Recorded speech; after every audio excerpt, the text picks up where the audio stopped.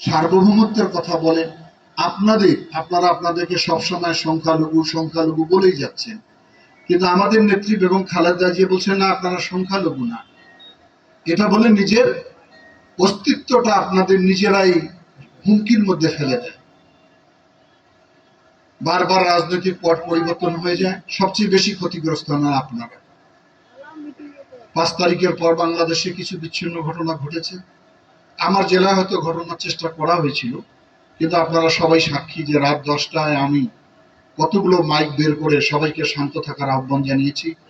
আমার নেত্রী বেগম খালেদা জিয়া একটি যুগান্তকারী কথা বলছেন যে পরাজিতের উপর যদি প্রতিশোধ দেওয়া হয় তাহলে বিজয়ের আনন্দ থাকে না। তাহলে উনি সাম্যের ডাক দিয়েছেন, ভালোবাসার ডাক দিয়েছেন। উনি ব্যক্তিগতভাবে এত নির্যাতিত হয়েছেন, 6 বছর জেল খেটেছেন, এত বৃদ্ধ বয়সে মৃত্যুর সঙ্গে পাঞ্জা লড়েছেন।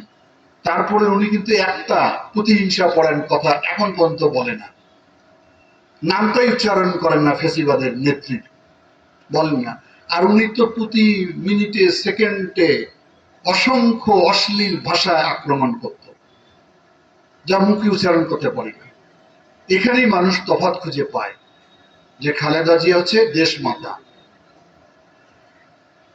ওনার যোগ্যতায় উনি দেশমাতা উপাধি পেয়েছেন। উনি গণতন্ত্রের মা।